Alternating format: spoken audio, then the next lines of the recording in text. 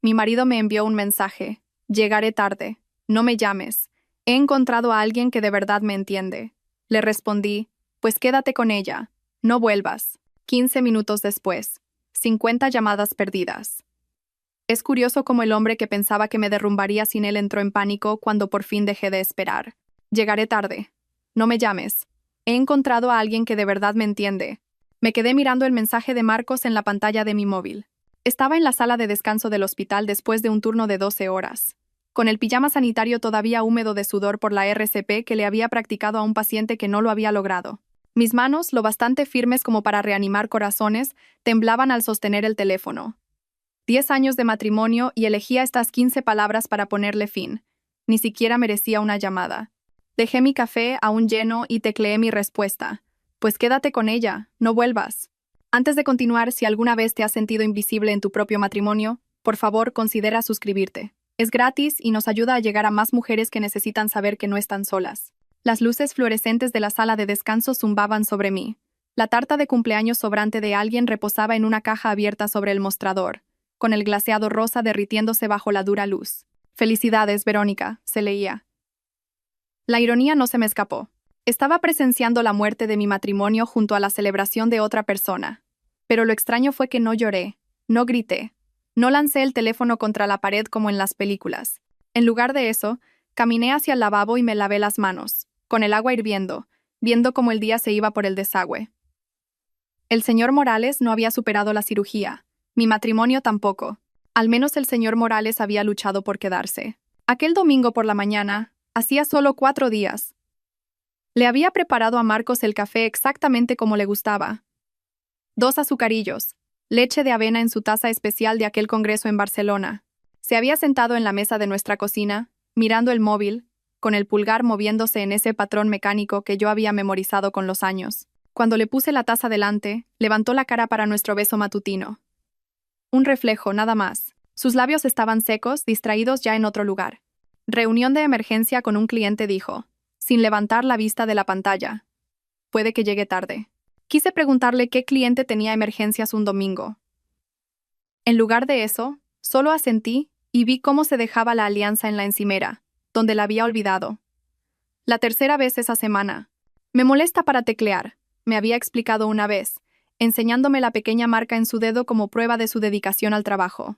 Mónica, mi supervisora de planta, asomó la cabeza en la sala de descanso. Clara, ¿estás bien? Llevas aquí 20 minutos.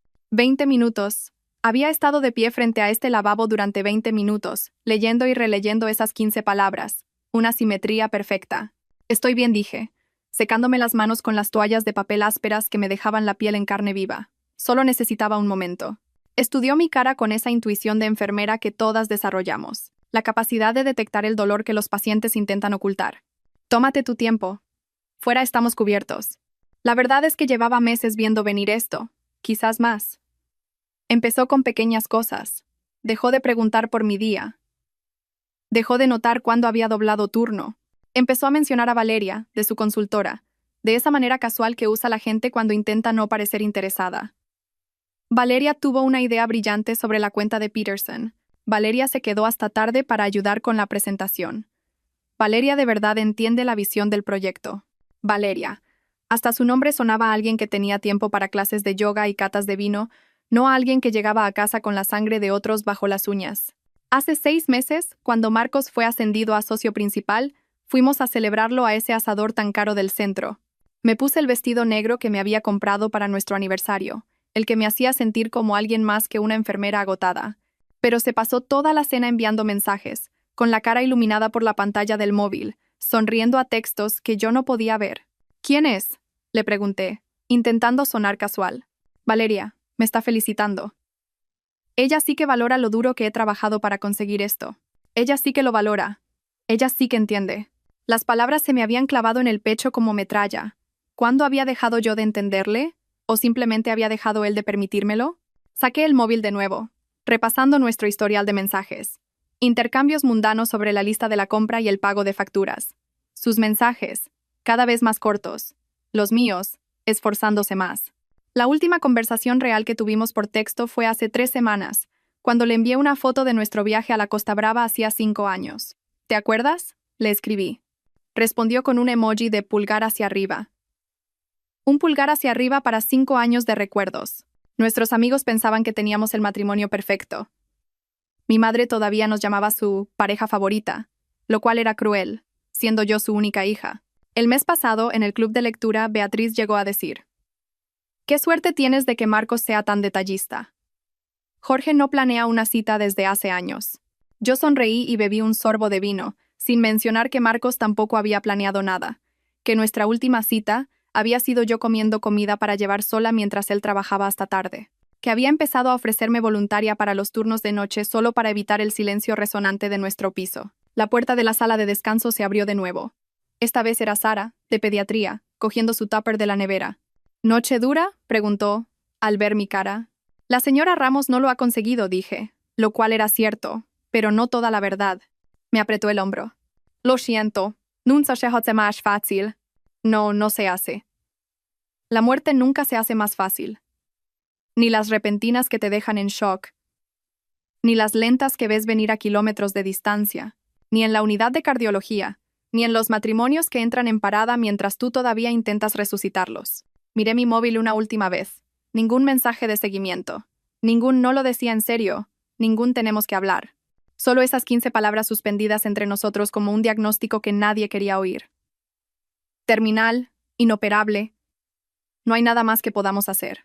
El café que había abandonado se había enfriado, con una fina película formándose en la superficie. Lo vertí por el desagüe y lo vi desaparecer en espiral. 10 años, 3.650 días, más o menos.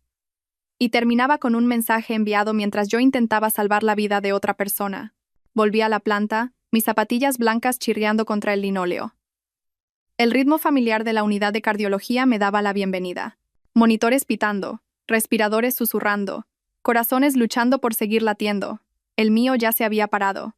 Simplemente no me había dado cuenta hasta esta noche. El resto de mi turno se desdibujó en un caos controlado.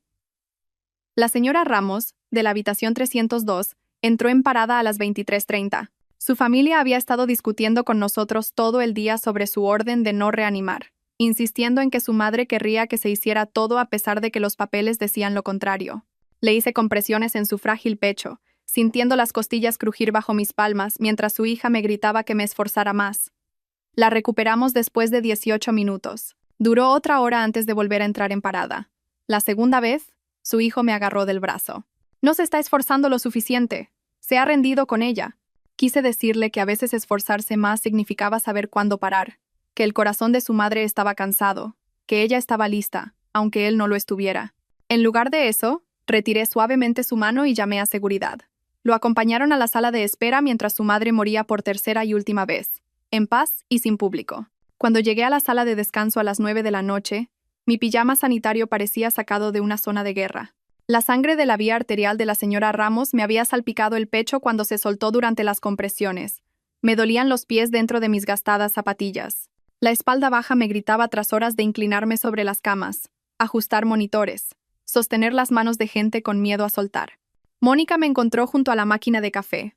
«Clara, tenemos que hablar». Sabía lo que venía. Llevaba semanas observándome, anotando cada turno extra que cogía, cada festivo para el que me ofrecía voluntaria, cada fin de semana que pasaba aquí en lugar de en casa. «Has doblado turno 6 veces este mes», dijo, su voz suave pero firme. «Eso no es sostenible». «Estoy bien. Necesito el dinero. Estamos ahorrando para...». Me detuve. ¿Para qué estábamos ahorrando? ¿Las vacaciones que Marcos seguía posponiendo? ¿La casa que decía que aún no podíamos permitirnos a pesar de su ascenso? Cielo, llevo 20 años en esto. Sé cuando alguien está huyendo de algo. Forché una risa. ¿Huyendo? Apenas puedo caminar después de hoy. Ella no sonrió. ¿Está todo bien en casa? La pregunta quedó suspendida entre nosotras. Hace 3 meses, habría dicho que sí automáticamente. Hace 2, podría haber dudado. Esta noche, cubierta de la sangre de otra persona, agotada más allá de toda medida, no podía ni fingir. Debería ver a mis pacientes, dije. La mano de Mónica tocó mi hombro. La oferta sigue en pie. Si necesitas hablar... Asentí y escapé a la sala de descanso. El espacio estaba vacío, solo yo y el zumbido eterno de la máquina de vending. Me desplomé en una silla de plástico y saqué el móvil para escribirle a Marcos que llegaría tarde.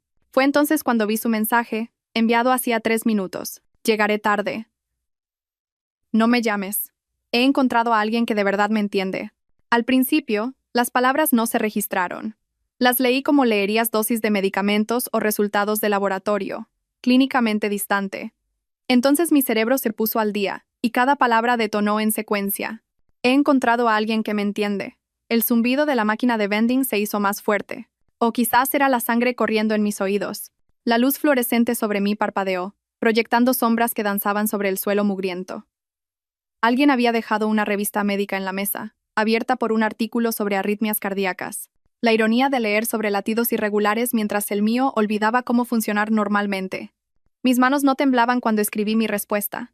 Eso me sorprendió. Estas manos que habían temblado tratando de salvar a la señora Ramos, que se agitaron cuando su hijo me acusó de no importarme lo suficiente, estaban absolutamente firmes mientras escribía. Pues quédate con ella, no vuelvas. Le di a enviar y dejé el teléfono boca abajo sobre la mesa. La máquina de vending continuó con su respiración mecánica, como un ventilador manteniendo con vida algo a lo que se le debería haber permitido morir con dignidad. Me levanté y fui al baño, donde vi mi reflejo en el duro espejo. Sangre en mi pijama. Ojeras. El pelo escapando de la coleta que me había hecho a las 6 de la mañana. Pero mi cara estaba tranquila, resuelta, como si acabara de tomar una decisión médica crítica que todos los demás eran demasiado emocionales para tomar. De vuelta en la sala de descanso, apagué el móvil por completo y lo metí en mi taquilla. Luego volví a la planta. ¿Todo bien?, preguntó Sara, cruzándose conmigo en el pasillo. Perfecto, dije, y lo decía en serio. Las siguientes 3 horas deberían haberse hecho eternas. Deberían haber sido una tortura. En cambio, volaron con una claridad cristalina. Actualicé historiales con una concentración sin precedentes. Administré medicamentos con una precisión zen.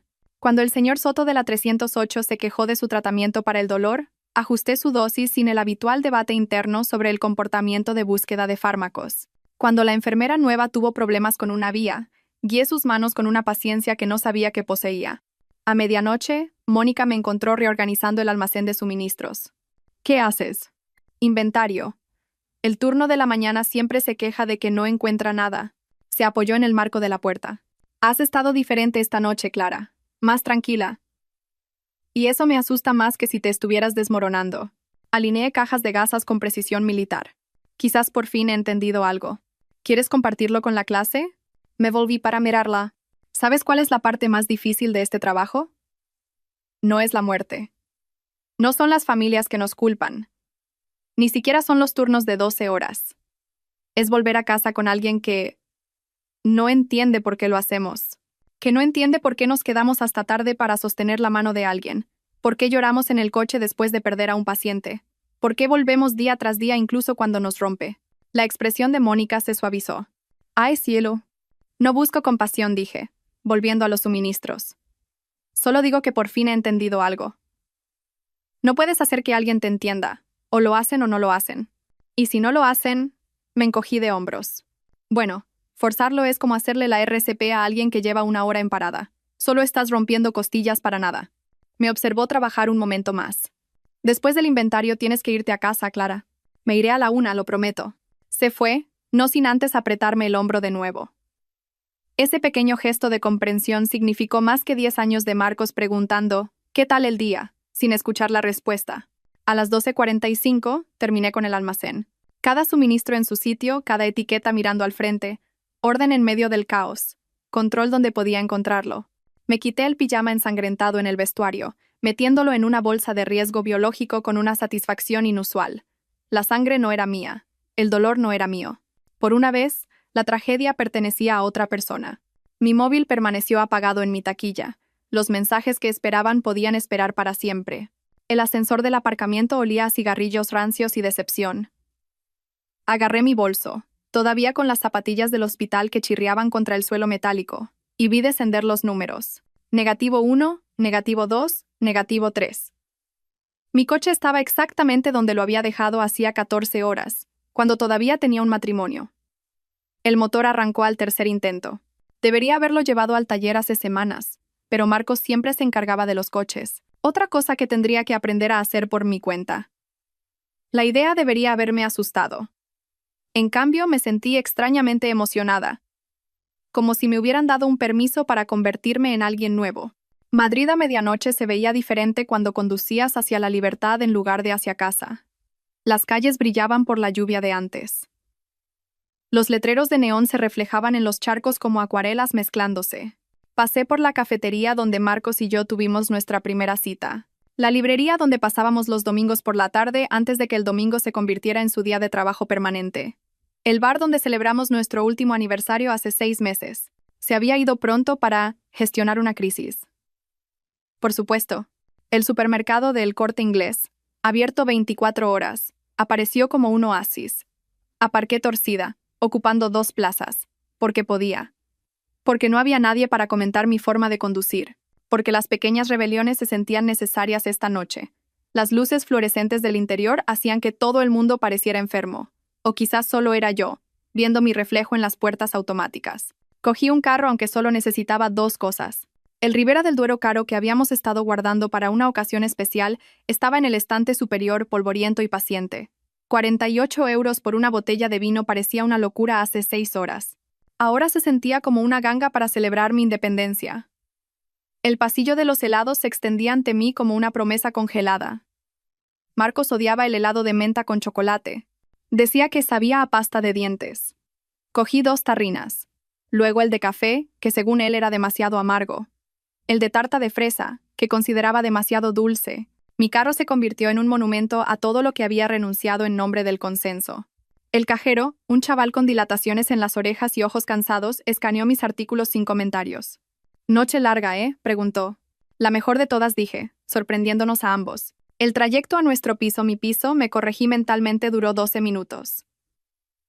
Los conté todos, consciente de que era la última vez que haría este viaje como una mujer casada que fingía que todo estaba bien. Mañana lo conduciría como otra persona. Alguien que compraba helado de menta con chocolate a medianoche y no pedía perdón. El garaje de nuestro edificio estaba vacío, excepto por los sospechosos habituales. El viejo Seat del señor Goizueta, el Tesla rojo de la pareja de informáticos del cuarto. La plaza de Marcos estaba vacía, su ausencia tan rutinaria que había dejado de registrarla hacía meses. Subí por las escaleras en lugar del ascensor, necesitando sentir mi cuerpo moverse para demostrar que todavía era capaz de avanzar. 4º piso. Mis llaves pesaban más de lo normal, cargadas con el conocimiento de que estaba a punto de entrar en un espacio que era mío para remodelar. El piso estaba a oscuras, exactamente como lo había dejado esta mañana. Ninguna luz encendida para mi regreso, ninguna nota en la encimera, ninguna evidencia de que alguien hubiera estado esperando o preocupado. El silencio, sin embargo, se sentía diferente. Antes había sido opresivo, lleno de todo lo no dicho. Ahora se sentía expectante, como la pausa antes de que comience una canción. Encendí todos los interruptores, inundando el espacio con una luminosidad que Marcos habría llamado un derroche. El salón cobró vida. Y de repente lo vi todo con claridad. El sofá gris que yo había elegido mientras él estaba en un congreso. El cuadro abstracto que, según él, parecía un estornudo de pintura, pero que yo había comprado de todos modos, colgándolo cuando estaba de viaje. La estantería llena de mis revistas médicas y sus libros de negocios sin leer. Nuestros intereses segregados como los fines de semana de unos padres divorciados. Mi móvil seguía en silencio en mi bolso. Sabía que debía encenderlo, enfrentarme a la avalancha de mensajes que me esperaba. En lugar de eso, abrí el vino primero, sin molestarme en usar el aireador especial que Marcos había insistido en que necesitábamos. Sabía rebelión y alivio. Recorrí cada habitación, copa de vino en mano, viendo nuestra vida juntos por lo que realmente era. La habitación de invitados que él convirtió en un despacho donde pasaba la mayoría de las noches. El baño con su colección de colonias caras y mi champú de supermercado. El dormitorio con la cama de matrimonio gigante que se sentía abarrotada incluso cuando él estaba de viaje. Finalmente, de pie en nuestro pequeño balcón con vistas a la ciudad, saqué mi móvil. Mi dedo dudó sobre el botón de encendido. Una vez que lo encendiera, esto se volvería real. El mensaje, mi respuesta, el final, todo estaría esperando allí, en permanencia digital. Pulsé el botón. La pantalla cobró vida exactamente a las 22:47. Durante 3 segundos, no pasó nada. Luego, comenzó la avalancha.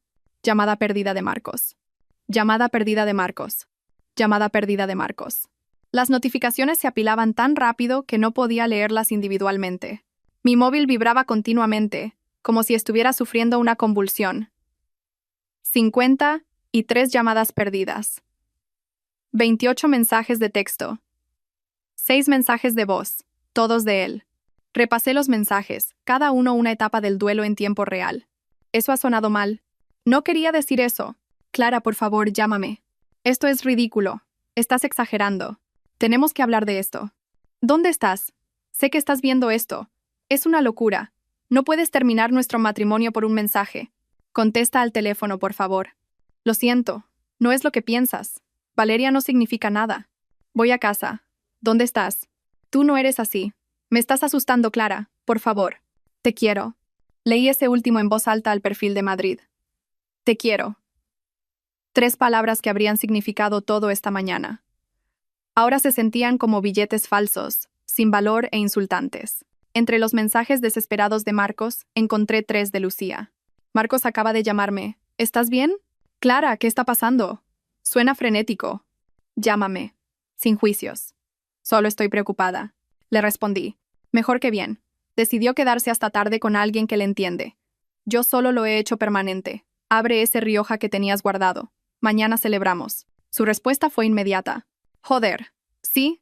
Vino, pañuelos y dinero para la fianza listos si hace falta. Me reí. Realmente me reí, sola en mi balcón a casi las 11 de la noche. La ciudad se extendía a mis pies.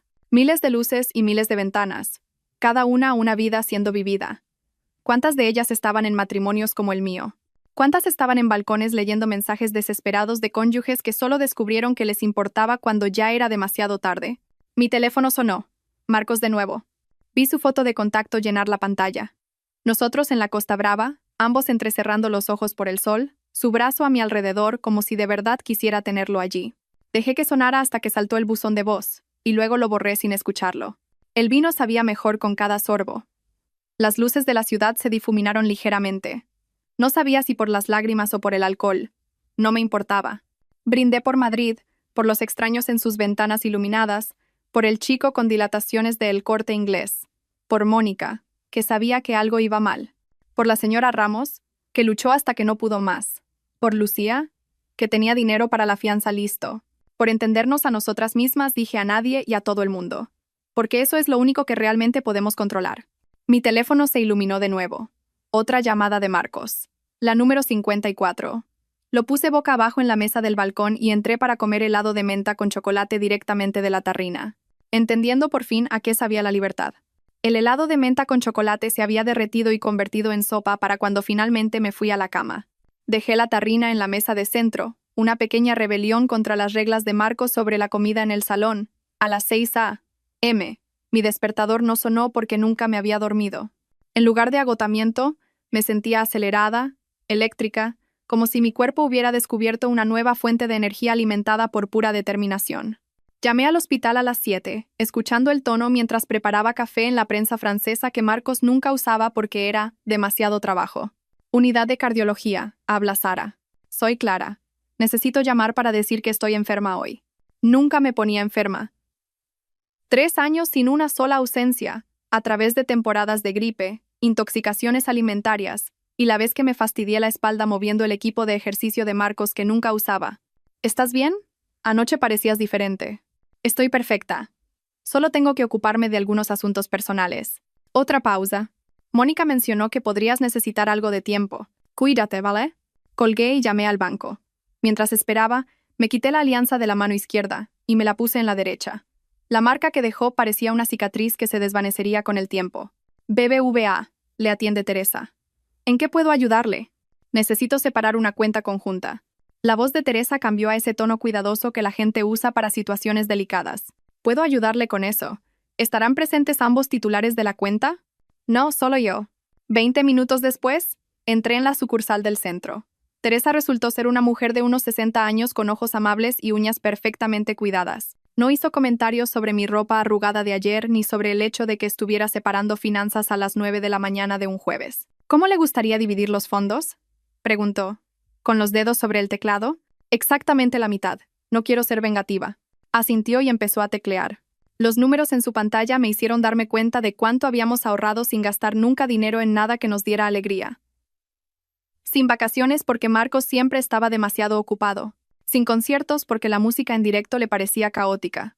sin cenas agradables porque prefería hacer contactos en eventos de trabajo a los que yo no estaba invitada. ¿Necesitará nuevos cheques? Todo nuevo, dije. Cuenta nueva, tarjetas nuevas, todo nuevo. Sonrió entonces, solo un poco. Un nuevo comienzo, el más nuevo de todos. A las 10:30, estaba de vuelta en el piso con una nueva cuenta bancaria, cheques temporales solo a mi nombre y el número de teléfono de Nacho el cerrajero, que Teresa me había escrito discretamente en un post-it. Es mi sobrino, me había explicado. Ha ayudado a muchas de mis amigas con sus transiciones. Nacho llegó en una furgoneta que tenía cerrajería nuevo comienzo, pintada en el lateral, lo que parecía demasiado oportuno para ser real, pero allí estaba. ¿Señora Salas? Era más joven de lo que esperaba, quizás unos 30, con los brazos tatuados y un cinturón de herramientas que parecía ir en serio. Soy yo. Estudió las cerraduras existentes con interés profesional. ¿Problemas con el novio? Con el marido. Pronto exmarido. Ah, empezó a sacar sus herramientas. Te sorprendería la de llamadas que recibo los jueves. Algo tienen los jueves que hacen que la gente se dé cuenta de que merece algo mejor. Mientras trabajaba, me contó historias. La mujer que cambió las cerraduras después de encontrar el perfil de citas de su marido todavía activo. El hombre que descubrió la infidelidad de su esposa a través de su cuenta compartida de Netflix. La pareja que se cambió las cerraduras mutuamente el mismo día y tuvo que encontrarse en el pasillo para reírse de ello. Pareces bastante tranquila con todo esto, observó, instalando el tercer cerrojo. Trabajo en cardiología. Una vez que has reanimado el corazón de alguien con tus propias manos, cambiar cerraduras no parece tan dramático. Buen punto. Probó la nueva llave. El cerrojo hizo clic con una finalidad satisfactoria. ¿Quieres todas las copias? Todas y cada una. Me entregó 4 llaves en un llavero. Estas cerraduras son a prueba de ganzúas, a prueba de bumping y a prueba de X. Sonrió. Ese último no es un término técnico de la industria, pero debería serlo. Después de que Nacho se fuera, me quedé en medio del piso con mis nuevas llaves, evaluando lo que había que hacer. La presencia de Marcos estaba en todas partes, y a la vez en ninguna. Sus cosas estaban aquí, pero ¿cuándo había estado él presente por última vez? Empecé por su despacho. Revistas de inversión a las que estaba suscrito pero que nunca leía. Premios de su empresa que parecían todos iguales.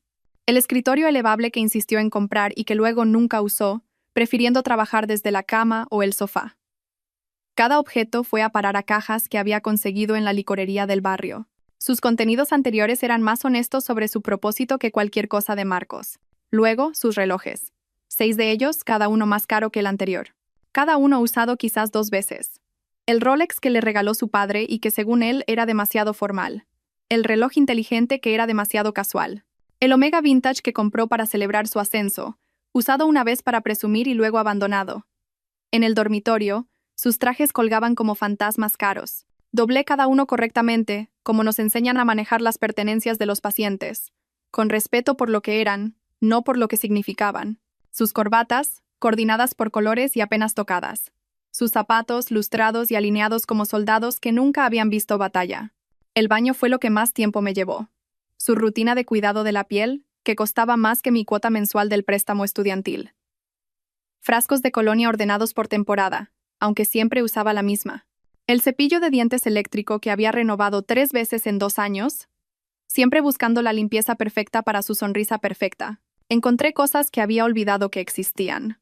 La tarjeta de aniversario que le di el año pasado, todavía en su sobre, sin abrir. Una foto de nuestra luna de miel metida detrás de sus productos para el pelo. El reloj para el que había ahorrado durante meses para regalárselo por su 30 cumpleaños, todavía en su caja con las etiquetas puestas. A las 14, 11 cajas se apilaban junto a la puerta, como un testimonio de cartón de un matrimonio que había terminado mucho antes de la noche anterior. Yo había sido la única que seguía intentando resucitarlo. Mi teléfono sonó. La extensión del portero. Señora Salas. La voz de Andrés era profesionalmente neutra, pero oí la pregunta en ella. El señor Reyes está aquí. Su llave magnética parece no funcionar. Podía oír a Marcos de fondo, su voz afilada por la frustración. No está funcionando mal. Algo le pasa al sistema.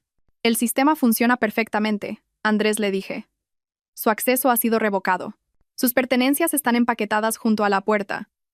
¿Podrías ayudarle a cargarlas? Por supuesto, señora Salas. Y Andrés, a partir de ahora, solo señora Salas, permanentemente. Entendido, señora Salas. Tomo nota en el sistema. Colgué y me quedé allí, mirando las cajas junto a la puerta. A través del interfono, pude oír la llegada del ascensor, el murmullo profesional de Andrés, y luego la voz de Marcos, aguda y en aumento. Mi móvil sonó de inmediato. Clara, ¿qué coño es esto? Su voz crepitaba por el altavoz, alternando entre la furia y algo que sonaba casi a miedo. Hola, Marcos. Fui a la cocina, necesitaba hacer algo con las manos. Empecé a lavar la taza de café de esta mañana, la prensa francesa que él nunca había aprendido a usar. Las cerraduras, las cajas. ¿Estás teniendo una crisis nerviosa? No dije, secando la taza con un cuidado meticuloso. Estoy teniendo una revelación. Hay una diferencia. Esto es una locura. Estás siendo completamente irracional. Por un mensaje. Puse la taza en el armario, alineándola perfectamente con las otras. No por un mensaje, Marcos. Por un mensaje honesto. Después de años de deshonestidad en todo lo demás. Ni siquiera sé qué significa eso. Significa que finalmente me dijiste la verdad. Encontraste a alguien que te entiende, Valeria, ¿verdad? De tu consultora. Silencio. Luego, a la defensiva. Valeria es una colega. Trabajamos juntos en proyectos. ¿Proyectos? Me reí, pero sonó amargo. ¿Así es como lo llamamos ahora? No ha pasado nada todavía. No ha pasado nada todavía. Pero querías que pasara. Llevas meses queriendo que pase. Cada mención de sus ideas brillantes, sus estrategias innovadoras, cómo ella entiende tu visión. ¿Has estado teniendo una aventura emocional, Marcos, la hayas tocado o no? Eso no es. Estás tergiversando las cosas. Estoy aclarando las cosas. Dijiste que encontraste a alguien que te entiende. Tiempo presente. Encontraste. No podrías encontrar, o quizás encuentres.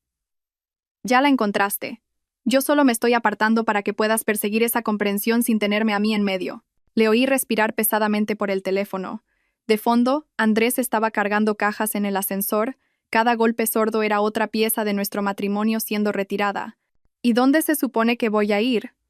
Su voz se había vuelto más pequeña, la ira desinflándose en otra cosa. Con Valeria. A casa de tu hermano. A ese apartahotel que usabas para todas esas emergencias de clientes. No lo sé, Marcos. Pero ya no es mi problema resolverlo. Eres mi mujer. Era tu mujer.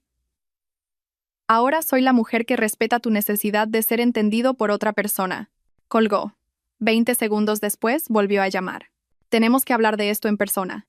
No, no tenemos. No puedes terminar 10 años por... Tú los terminaste, Marcos. Yo solo me estoy encargando de la logística. Esta vez, cuando colgó, no volvió a llamar inmediatamente. Me quedé en mi cocina silenciosa, la luz de la tarde entrando a raudales por las ventanas que él había querido cubrir con cortinas opacas. La paz se sentía surrealista, como la calma después de un tornado, cuando compruebas si todavía tienes todos tus miembros. A medianoche mi móvil vibró. No era Marcos esta vez. Un número desconocido con un bloque de texto. Hola, Clara. Soy Valeria, de la consultora de Marcos. Quiero que sepas que no ha pasado nada físico entre nosotros. Hemos tenido algunas conversaciones profundas sobre el trabajo y la vida, pero nunca cruzaría esa línea con un hombre casado. Ha habido una conexión emocional, sí, y quizás se desarrollaron algunos sentimientos que no deberían. Pero te juro que no hemos actuado en consecuencia. Marcos te adora. Habla de ti todo el tiempo. Estas noches hasta tarde han sido solo por el proyecto Morrison, en su mayoría. Vale, a veces hablábamos de otras cosas personales, pero eso es normal entre colegas que pasan tiempo juntos. Creo que estás malinterpretando nuestra química profesional. ¿Podemos hablar de mujer a mujer? Nunca quise que pasara nada de esto. Lo leí 3 veces. Cada lectura revelaba más. Nada físico significaba que lo habían pensado. Se desarrollaron sentimientos, confirmaba lo que ya sabía. Habla de ti todo el tiempo. Era tiempo pasado y probablemente eran quejas. Química profesional era solo otro término para una aventura emocional. No respondí. A la mañana siguiente, mi teléfono sonó a las 7:30. La madre de Marcos, Inés, llamando desde Marbella, donde vivía en una urbanización de lujo que costaba más que la hipoteca de la mayoría de la gente. Clara, cariño, ¿qué tontería es esta que me cuentan? Buenos días, Inés. Marcos me llamó a medianoche. Histérico. Dice que lo has dejado fuera, que has cambiado las cuentas. Así no funcionan los matrimonios. Casi me reí. Inés en su tercer marido, dándome lecciones sobre cómo funcionan los matrimonios. Marcos encontró a alguien que le entiende mejor. Estoy respetando esa decisión. Los hombres dicen estupideces cuando están estresados.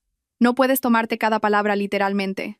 Sí que puedo, y lo estoy haciendo. Te estás rindiendo muy fácilmente, después de todo lo que habéis construido juntos. ¿Qué construimos, Inés? ¿De verdad? ¿Una vida en la que él trabaja 18 horas al día y yo ceno sola? ¿Donde pasa más tiempo con Valeria de su oficina que conmigo? Eso no es un matrimonio. Son solo dos personas con la misma dirección. Su voz se quebró ligeramente. ¿Quién va a cuidar de él? Tiene 37 años. Gana 200.000 euros al año. Creo que se las arreglará. Pero su ansiedad, ya no son mi responsabilidad. Me colgó, lo que parecía ser una tradición familiar a estas alturas. 2 horas después, Lucía llegó con lo que llamó su kit de divorcio de emergencia. 2 botellas de vino, chocolate de calidad, pañuelos y su tablet cargada con listados de pisos. Me encontró subida a una escalera pintando la pared de acento de color coral. Vale, esto no es lo que me esperaba, dijo, dejando sus suministros. ¿Qué esperabas? Llantos, revolcarme en la cama, quizás una sesión terapéutica de romper platos. Ya lloré todo lo que tenía que llorar en pequeñas dosis durante el último año. Cada vez que elegía el trabajo por encima de nosotros, cada vez que mencionaba a Valeria, cada vez que cenaba sola. Ya no me quedan lágrimas. Me observó pintar con trazos firmes, cubriendo el beige que Marcos había insistido en que era relajante. ¿Sabes qué? Dijo finalmente. Nunca me gustó. Casi se me cae la brocha. ¿Qué? Era un condescendiente. ¿Recuerdas en la cena de tu cumpleaños, cuando corrigió la pronunciación del vino? ¿O cuando te explicó tu propio trabajo en la fiesta de Navidad? Era agotador estar cerca de él.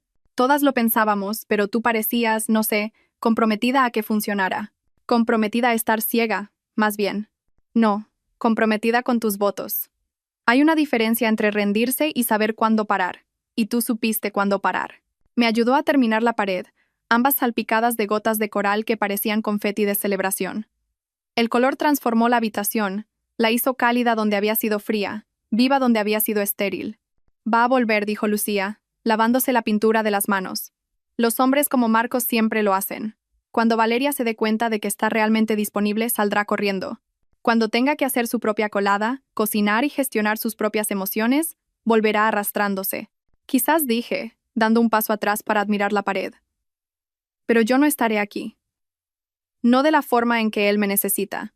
Lucía se fue esa tarde después de ayudarme a mover los muebles, creando un espacio que finalmente sentí como mío. Estaba admirando la pared de coral, ya seca y vibrante, cuando el timbre sonó a las 20:30. A través de la mirilla, vi al hermano de Marcos, Daniel, con cara de preferir estar en cualquier otro lugar. Daniel, dije abriendo la puerta pero sin apartarme. Déjame adivinar. Intervención de emergencia. Se ajustó la bandolera, la misma que llevaba desde la universidad. ¿Puedo pasar? He volado desde Bilbao. Volaste desde Bilbao por Marcos, no por mí. Clara, por favor, solo escúchame. En contra de mi buen juicio, le dejé entrar. Se detuvo en seco al ver la pared de coral, los muebles reorganizados, la ausencia de las cosas de Marcos. Vaya, ya has... Se interrumpió, sentándose con cuidado en mis nuevos cojines como si pudieran explotar. ¿Café? Pregunté, yendo a la cocina. Por favor. Lo preparé en la prensa francesa, usando las tazas amarillas y alegres que Marcos había relegado al fondo del armario.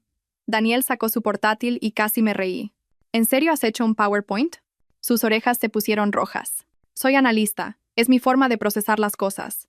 Abrió una presentación titulada Implicaciones financieras y emocionales del divorcio. La primera diapositiva mostraba estadísticas sobre las tasas de divorcio. La segunda desglosaba los bienes compartidos.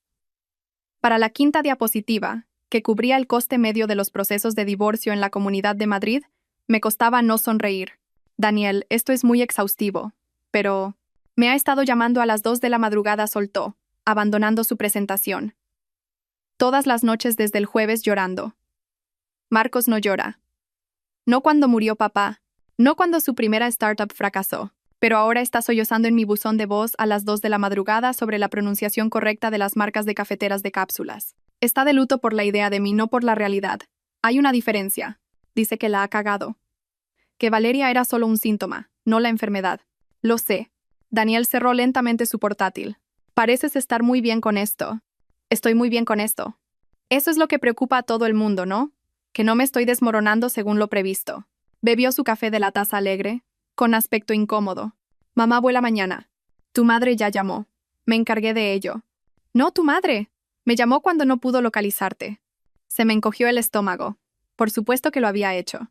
A la mañana siguiente estaba de vuelta en el trabajo intentando concentrarme en la ronda de medicación cuando Mónica me apartó. Tienes una visita en el vestíbulo. Mi madre habría ido directamente al piso. Esto era otra persona.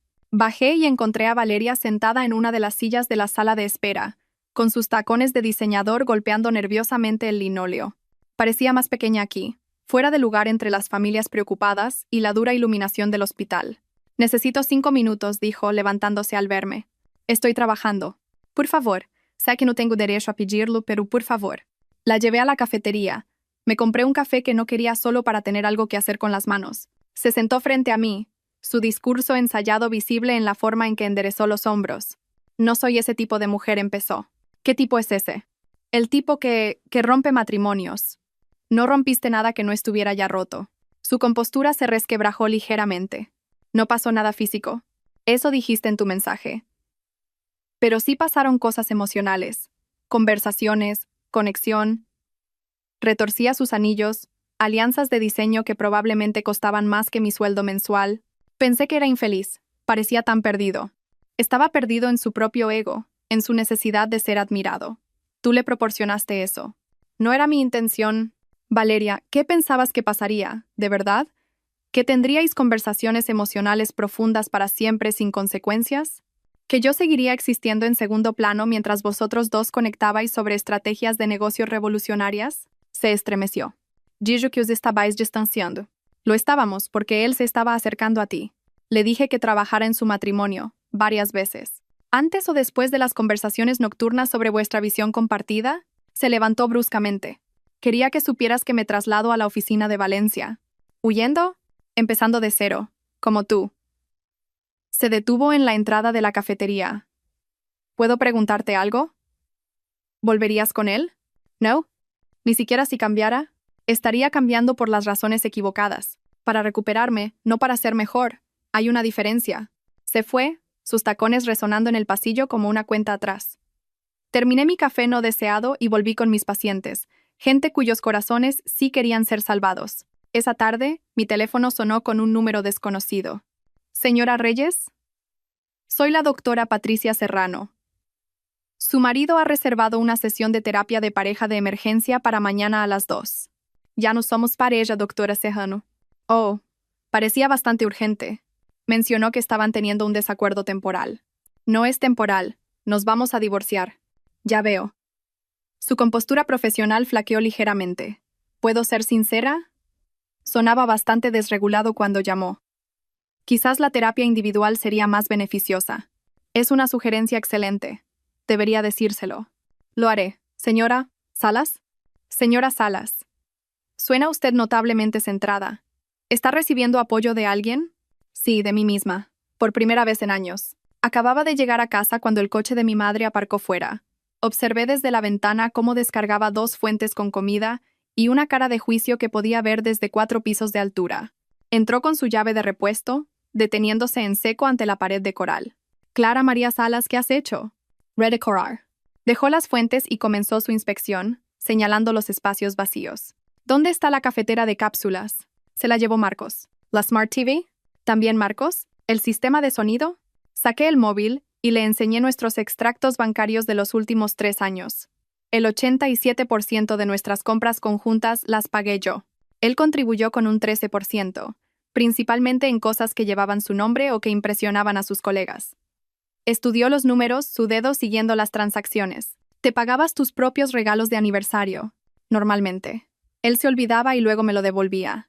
A veces. Se sentó pesadamente en mi sofá reorganizado. Segovia está a 1 hora en coche. Podrías haberme llamado. ¿Para decir qué? ¿Que por fin me he defendido? ¿Que he dejado de fingir que todo está bien? Para decir que necesitabas a tu madre. Pero no la necesitaba. Eso es lo que nadie parece entender. No necesito que me salven, ni intervenciones, ni potajes. Necesito que la gente confíe en que sé lo que estoy haciendo. Miró alrededor del piso, viéndolo quizás por primera vez como mío en lugar de nuestro. El coral es bonito, admitió en voz baja. Resalta la luz. Mamá se quedó a cenar, comiendo ambas su potaje en un silencio cómodo. Dejó la segunda fuente en mi congelador. Me besó en la frente como si tuviera 12 años y condujo de vuelta a Segovia sin intentar arreglar nada más. Esa noche, Dormí mejor que en meses. Pasaron 3 semanas en un torbellino de turnos de trabajo y pequeñas libertades. Compré cortinas que Marcos habría odiado. Empecé a leer de nuevo. Recordé cómo sonaba mi propia risa. Entonces, Mónica me acorraló durante el cambio de turno con esa mirada que ponía cuando tenía un cotilleo demasiado bueno para guardárselo. Así que vi a tu ex anoche, dijo, fingiendo organizar historiales ya organizados. Ah, en ese bar de vinos pretencioso del barrio de Salamanca. Con una morena que parecía que preferiría estar haciéndose una endodoncia. Tenía que ser Valeria. Él estaba inclinado, intentando hablar con ella, y ella simplemente miraba su móvil. Ni siquiera levantó la vista cuando él pidió. Los ojos de Mónica brillaban con reivindicación. El karma es una cosa maravillosa, ¿no? Esperé a que me invadiera la satisfacción. En cambio, sentí una inesperada oleada de tristeza. No por nosotros, no por lo que habíamos perdido, sino por Marcos. Por el hombre que había tenido tanto miedo de ser ordinario, que había destruido todo lo real en busca de algo que brillaba a distancia. Es triste, simplemente dije. Mónica pareció sorprendida. ¿No te alegras? ¿Por qué iba a alegrarme de ver a alguien a quien una vez quise ser miserable aunque se lo haya ganado? Esa tarde, decidí atacar el armario, la última frontera de la presencia de Marcos. Detrás de abrigos de invierno que nunca usaba, encontré una caja que había olvidado que existía. Sus viejos diarios de cuando nos conocimos, algunas corbatas que nunca se había puesto y en el fondo un cuaderno de cuero que no reconocí. No debería haberlo abierto, pero lo hice. Las entradas eran de hace 5 años, justo después de su primer ascenso. Su caligrafía, normalmente tan precisa, era frenética en algunos puntos. Clara ha salvado la vida de alguien hoy. Literalmente ha reanimado un corazón con sus manos. Yo he vendido software a gente que no lo necesita. ¿Cómo compito con eso? Otra entrada. Ella nunca me hace sentir pequeño, pero me siento pequeño a su lado. Es tan estable, tan segura. ¿Qué pasará cuando se dé cuenta de que se casó con alguien inferior? Y la que me dejó sin aliento. La quiero tanto que me aterroriza. ¿Y si se da cuenta de que soy ordinario? ¿Y si me deja? Quizás si la dejo yo primero, emocionalmente, no dolerá tanto cuando se vaya. Me senté en el suelo del armario, rodeada de ropa para donar y recibos de impuestos, comprendiendo finalmente que Marcos no se había desenamorado de mí. Se había desenamorado de sí mismo. Y en lugar de trabajar en ello, había buscado la validación de alguien que no le conocía lo suficiente como para ver a través de su actuación. Valeria veía al consultor de éxito. Yo veía al hombre que tenía ataques de pánico por las presentaciones a clientes. Valeria veía confianza. Yo veía al niño que todavía buscaba la aprobación de su madre a los 37 años. Ella entendía su fachada. Yo entendía sus cimientos. Y eso le aterrorizaba más que perderme. Mi móvil vibró. Un número desconocido, pero la vista previa del mensaje mostraba el nombre de un bufete de abogados. El mensajero llegó 1 hora después con un sobre manila que pesaba más de lo que debería. Dentro, los papeles del divorcio con la firma de Marcos ya puesta. La nota de su abogado era breve. El señor Reyes desea agilizar los trámites. Acepta todos sus términos. Todos mis términos. Ni siquiera había presentado términos aún. Extendí los papeles sobre la mesa de mi cocina, la misma mesa donde habíamos compartido 10 años de cafés matutinos. Su firma parecía temblorosa, a diferencia de su habitual escritura precisa. Me lo había dado todo. El piso, los ahorros, incluso cosas que no había pedido. Se sentía como leer una nota de suicidio escrita en lenguaje legal. Firmé mi nombre con la misma mano firme que usaba para los certificados de defunción en el trabajo.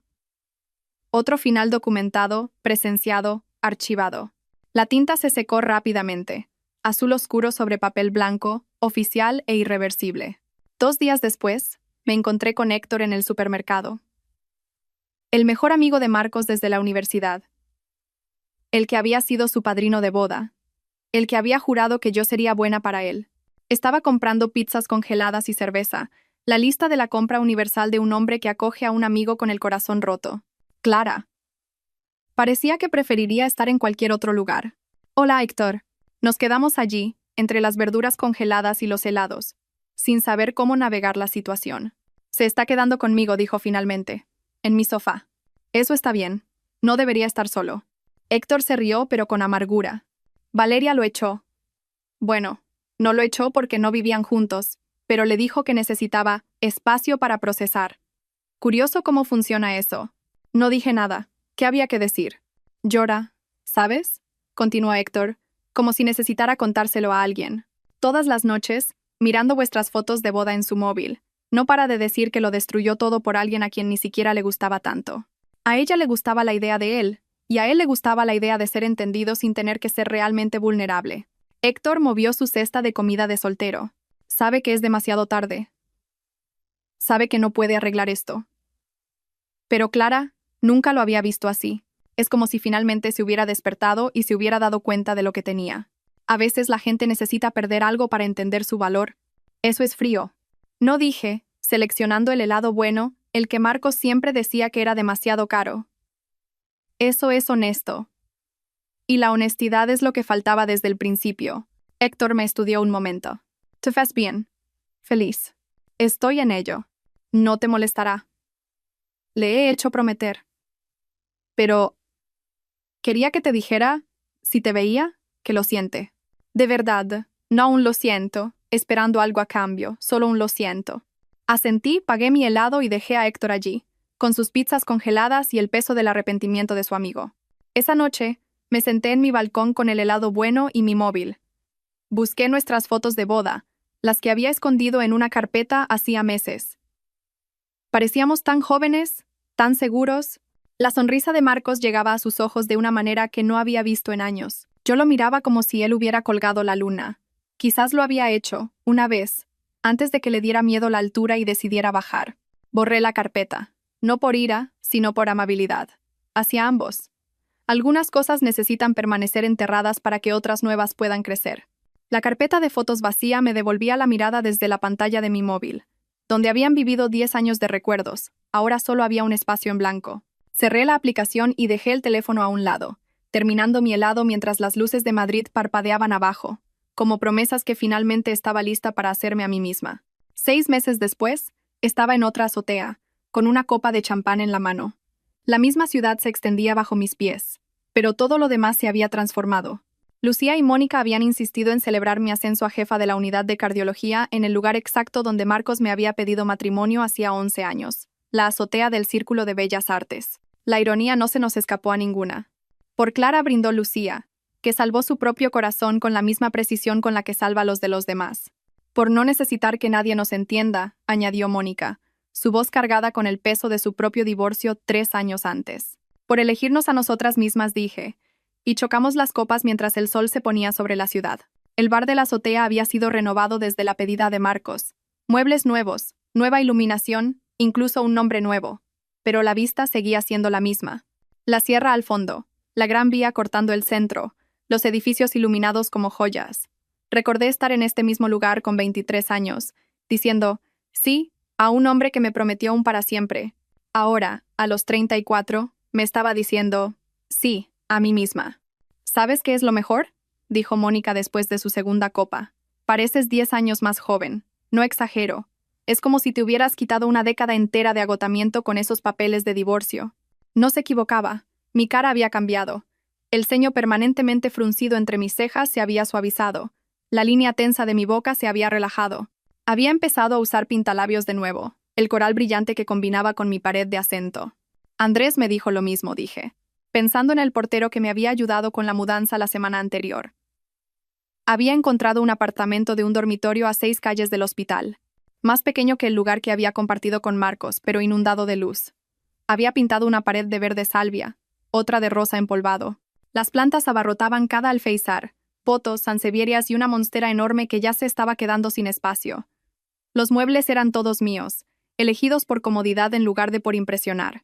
Andrés había ayudado a llevar cajas, su discreción profesional finalmente resquebrajándose al ver lo diferente que me veía. Señora Salas, perdóneme que se lo diga, pero está usted radiante, había dicho, dejando una caja de libros. Luego más bajo. El señor Reyes todavía pasa por aquí a veces. Aparca al otro lado de la calle y mira hacia el antiguo piso. No creo que sepa que se ha mudado. Que mire, había dicho yo, colocando la vajilla de mi abuela en los nuevos armarios. Está buscando a alguien que ya no existe. 2 semanas después de vivir en mi nuevo espacio, en lo que habría sido nuestro 11º aniversario, mi móvil vibró con un mensaje de Marcos. Vi la vista previa. Ahora lo entiendo. Lo que estaba buscando era...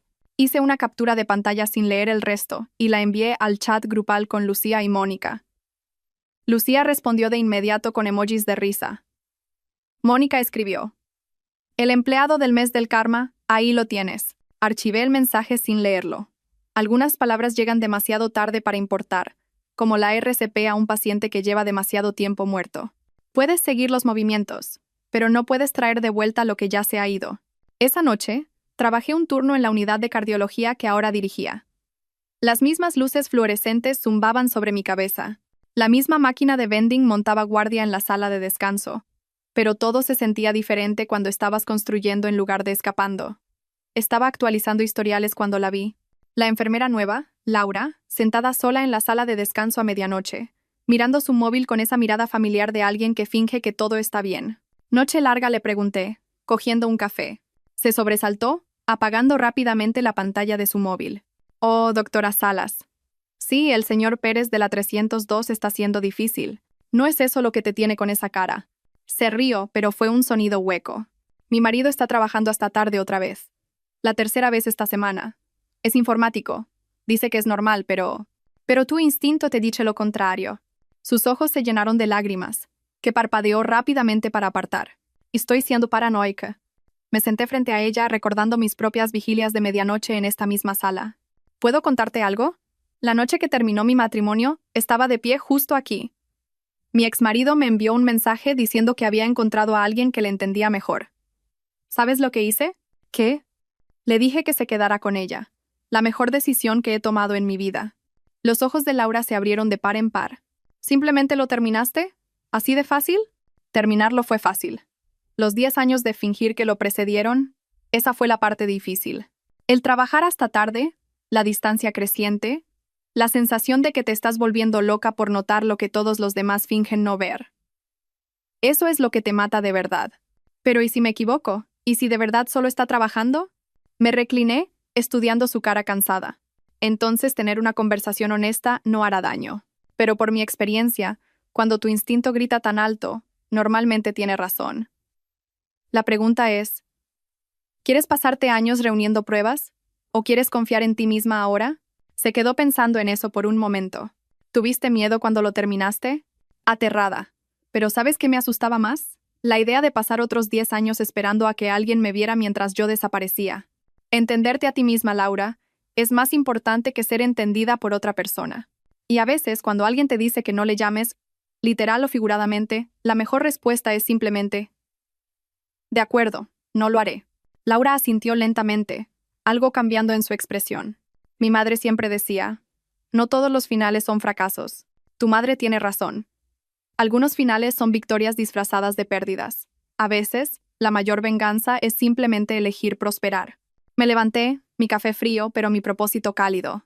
Decidas lo que decidas, recuerda. Tienes permiso para elegirte a ti misma. No es egoísta, es necesario. Caminando de vuelta a la planta, pasé por los monitores cardíacos. Cada uno seguía el ritmo de un corazón. Algunos estables, otros luchando, todos peleando por seguir adelante, como nosotras. La única diferencia era que los corazones humanos podían elegir su propio ritmo una vez que dejaban de permitir que otros marcaran el compás. Pensé en Marcos, probablemente despierto en algún lugar, entendiendo finalmente lo que había perdido. En Valeria, descubriendo que entender la ambición de alguien no es lo mismo que conocer su alma. En Andrés, observando a un hombre regresar para mirar ventanas vacías. En mi madre, viendo finalmente florecer a su hija. Pero sobre todo, pensé en mí misma. La mujer que no se derrumbó cuando su matrimonio terminó con 15 palabras. Que firmó los papeles del divorcio con la misma mano firme que salvaba vidas. Que pintó sus paredes de colores imposibles y compró el helado bueno y aprendió que estar sola no era solitario cuando realmente te gustaba tu propia compañía. Miré mi reflejo en la ventana oscura de la sala de medicación. El pintalabios coral todavía perfecto después de un turno de 8 horas. Los ojos claros y enfocados. El fantasma de una sonrisa que se había vuelto permanente en los últimos meses. Así era prosperar. No grandes gestos ni venganzas dramáticas. Solo una mujer que finalmente había dejado de esperar a que alguien más la entendiera y había decidido entenderse a sí misma. Y esa comprensión valía más que 53 llamadas perdidas. Más que disculpas de medianoche. Más que 10 años tratando de ser el todo de alguien mientras poco a poco te conviertes en nada. La mayor venganza, había aprendido, no era hacer que se arrepintieran, era completarte a ti misma. Si esta historia sobre defenderse a una misma te ha hecho aplaudir a Clara, dale al botón de me gusta ahora mismo. Mi parte favorita fue cuando tecleó pues quédate con ella. No vuelvas con la firmeza de una cirujana. ¿Cuál fue tu momento más satisfactorio? Déjalo en los comentarios de abajo. No te pierdas más historias de empoderamiento como esta. Suscríbete y activa la campanita para no perderte ninguna publicación.